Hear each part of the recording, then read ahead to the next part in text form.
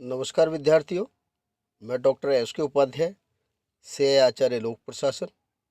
आज हम BA first year के फर्स्ट प्रश्न पत्र लोक प्रशासन के तत्व विषय के अंतर्गत अभिप्रेरणा विषय पर चर्चा करेंगे। आज का हमारा टॉपिक है अभिप्रेरणा, मोटिवेशन। ये इस विषय पर दूसरा वीडियो है।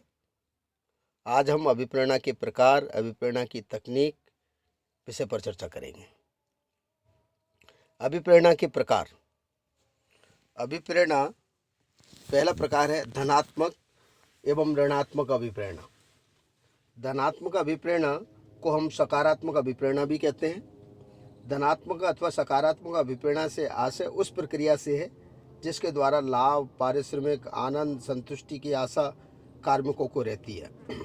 धनात्मक अभिप्रेरणाएं वित्तीय और गैर वित्तीय दोनों प्रकार की हो सकती है, जैसे नगद पारिश्रमिक, अच्छे कार्यों हेतु पारितोषिक, पदोन्नति, प्रेरणात्मक मजदूरी, श्रेष्ठ कार्य के लिए पुरस्कार, कार्मिक के अच्छे कार्य की प्रशंसा, कुशल एवं योग्य कार्मिकों को सूचना प्रसारित करना, कार्य सुरक्षा का विश्वास देना, कार्मिक समस्याओं को सुनना, सेवा शर्तें और सुविधाओं में सुधार, ये इत्यादि धनात्मक अथवा सकारात्मक अभिप्रेरणा के उदाहरण हैं। ऋणात्मक अभिप्रेरणाएं वह होती हैं जिसमें भय या नकारात्मक वातावरण कार्यों को प्रभावित करता है। इसको हम ऋणात्मक अथवा नकारात्मक अभिप्रेरणा भी कहते हैं। किसी हानि या कमी, आघात के भय से व्यक्ति अभिप्रेरित होता है। इस प्रकार की अवधारणा में, इस प्रकार की विचारधारा में ये मानकर चला जाता है। ऋणात्मक अभिप्रेरणा से संगठन में विद्रोह, अशांति और असंतोष का वातावरण पैदा हो सकता है, ऐसी संभावना रहती है। ऋणात्मक अथवा नकारात्मक अभिप्रेरणाओं में जैसे वेतन भत्तों में कमी करना, पदावनति करना, निलंबन अथवा बर्खास्त की, कार्मिकों के विरुद्ध जांच और बैठाना, डांट फटकारना, जबरन छुट्टी, मौद्रिक दंड देना, ये इत्यादि बिंदु ऋणात्मक अथवा नकारात्मक अभिप्रेरणा में सम्मिलित होते हैं। अभिप्रेरणा का दूसरा प्रकार है मौद्रिक एवं अमौद्रिक अभिप्रेरणा।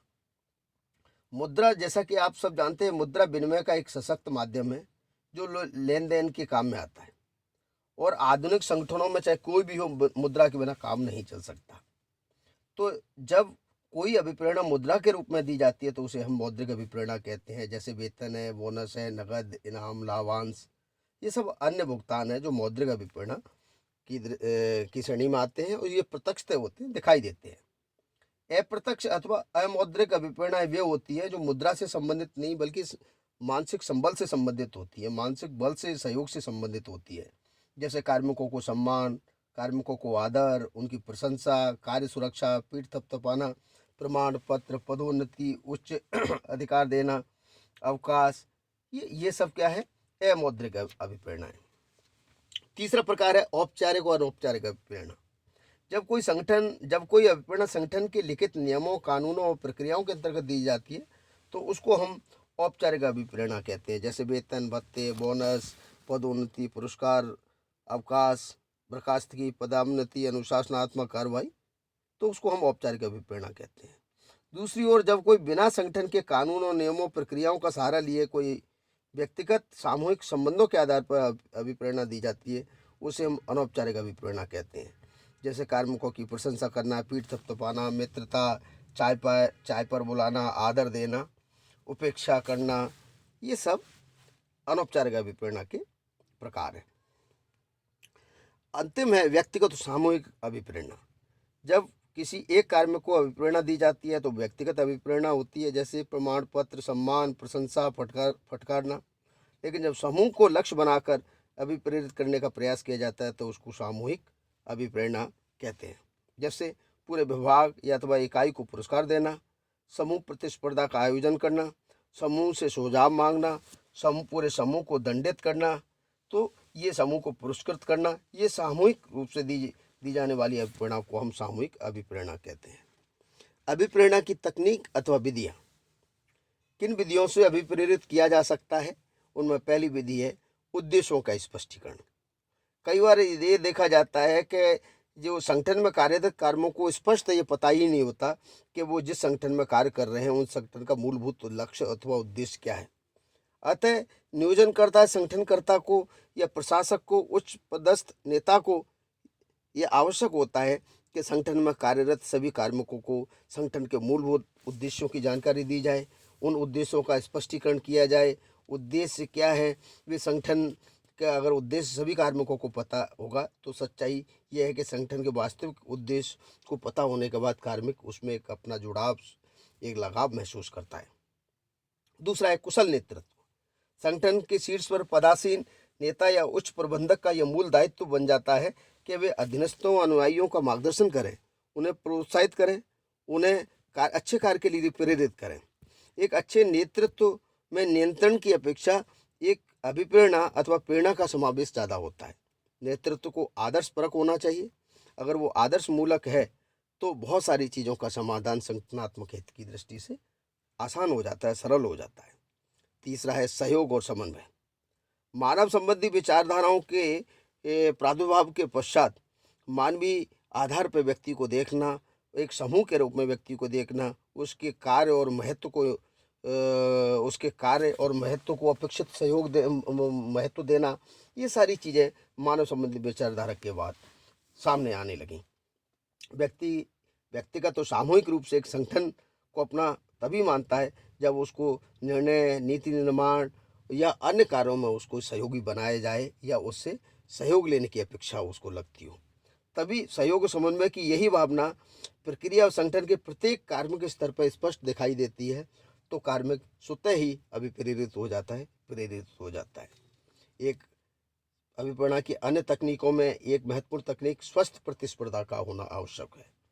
स्वस्थ प्रतिस्पर्धा के माध्यम से व्यक्ति संगठन को अपनत्व प्रदान करता है, वो अपना मानने लगता है। जिस प्रकार खेल में सभी पक्ष जीतने की लालसा और प्रेरणा से खेलते हैं, किंतु हार होने के बाद भी वो सहजता से संगठनात्मक लक्ष्यों की प्राप्ति के लिए या एक दूसरे के प्रति एक सहयोगात्मक व्यवहार की दृष्टि से कार्य करने लग जाते हैं। तो ये स्वस्थ परंपरा होगी तो कार्मिकों में घृणा, ईर्ष्या, कुंठा और संघर्ष की संभावनाएं भी कम हो जाएंगी या खत्म हो जाएंगी। तो स्वस्थ प्रतिस्पर्धा का होना भी एक अभिप्रेरणा के लिए आवश्यक महत्वपूर्ण तकनीक है। चुनौतियां, अगर संगठन में अगर चुनौतियां, बाधाएं हैं तो कर्मठ और संघर्षशील इंसान अथवा कार्मिक को उसको एक पक्का बनाने में, जीवटता प्रदान करने में ये मददगार होती हैं। जो कार्मिक उत्साही हैं, अनुभवी हैं या युवा हैं, प्रतिभावान हैं, सृजनशीलता है, तो उनको कार्य करने के लिए अभी और अधिक अभिप्रेरणा देती हैं ये चुनौतियाँ होने के कारण, सृजनशीलता होने के कारण या ये प्रतिभावान युवा होने के कारण ये चुनौतियाँ या ये कठिन लक्ष्य होते हैं, उनका सामना करते हुए कार्मिक अपने लक्ष्यों के लिए आगे बढ़ते हैं, सहजता से उनको स्वीकार करते हैं और अभिप्रेरणा प्राप्त करते हैं। चुनौतियाँ अभिप्रेरित करने का एक सशक्त माध्यम या तकनीक के रूप में हमारे सामने है। अन्य प्रेरणाएं भी हैं जो संगठन में कार्यरत मनुष्यों को, जैसे वेतन, भत्ते, सुविधाएं, लाभ, पुरस्कार, पदोन्नति, प्रशिक्षण देने के साथ साथ उनको सकारात्मकता भी है, तो वहीं दूसरी तरफ नकारात्मक प्रयास भी किए जाने चाहिए जो नकारा व्यक्तियों को दंडित कर सके, जैसे डांटना, निंदा करना, वेतन में कमी या नौकरी से बर्खास्त की, पदावनति, ये नकारात्मक अभिप्रेरणाएं भी कार्य करती हैं। कई बार ये भी कथन सत्य है कि प्यार से भय स्थायी होता है, तो जहाँ एक और सकारात्मकता भी होनी चाहिए वहीं नकारात्मकता भी होनी चाहिए, क्योंकि संगठन में कार्यरत कार्मिक दोनों ही प्रकार की प्रवृत्तियों से युक्त होते हैं। अभिप्रेरणा के सिद्धांत। अभिप्रेरणा की कई प्रचलित अवधारणा हैं, सिद्धांत हैं, विचारधारा हैं। जो कुछ सिद्धांत जो परंपरागत मान्यताओं के पोषक हैं, तो कुछ सिद्धांत आधुनिक विचारों का प्रतिनिधित्व करते हैं। इन प्रमुख सिद्धांतों में पहला सिद्धांत है सकारात्मकता या द्रव्यात्मकता का सिद्धांत। अभिप्रेरणा का यह सिद्धांत एक व्यक्ति को एक आर्थिक मनुष्य के रूप में देखता है। इस सिद्धांत के समर्थक ये मानते हैं कि मनुष्य केवल आर्थिक मनुष्य है और वह केवल धन, मुद्रा, पदार्थ के लिए कार्य करता है। अतः वो धन, मुद्रा प्राप्त होने पर वो संतुष्ट होता है और जितना ज़्यादा वेतन मिलेगा, उसको जितना ज़्यादा धन मिलेगा, संतुष्टि उतनी ही अधिक होगी, कार्यकुशलता पर उतना ही अधिक प्रभाव पड़ेगा। तो कुछ विद्वानों में जिनमें हेयंस है, मैसी है, एफ.डब्ल्यू. टेलर है, ये इस विचारधारा के प्रमुख समर्थक है, जो मानते हैं कि जितना अधिक वेतन व्यक्ति को मिलेगा, उतना ही वो अधिक कार्य संतुष्टि के बाद और अधिक प्रभावित होगा।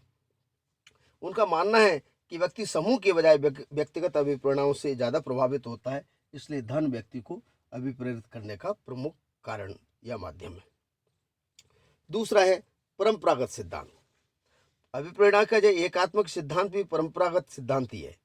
इसमें प्रचलित 3 सिद्धांत है। वो पहला है भय और दंड का सिद्धांत, दूसरा है पुरस्कार का सिद्धांत और तीसरा है गाजर और छड़ी का सिद्धांत। पहला सिद्धांत है भय और दंड का सिद्धांत।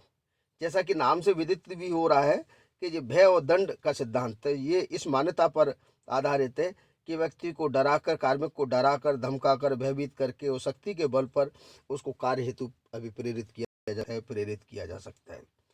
ये विचार इस सिद्धांत का प्रमुख है कि तत्व पर बल देता है कि व्यक्ति पेट के लिए धन कमाना चाहता है, इसलिए वह प्रयत्न करता है कि नौकरी से हटने के डर से वो अधिक कार्य करने के लिए भी प्रेरित होता है। इसलिए इस सिद्धांत को करो या मरो के सिद्धांत के नाम से भी जानते हैं, और ये इस मान्यता पर आधारित है कि व्यक्ति को जब तक डराया धमकाया नहीं जाएगा, तब तक वो कार्य नहीं करेगा। परंपरागत सिद्धांत का दूसरा सिद्धांत है कि पुरस्कार सिद्धांत। यह सिद्धांत प्रोत्साहन, प्रशंसा को केंद्र बिंदु मानकर चलता है।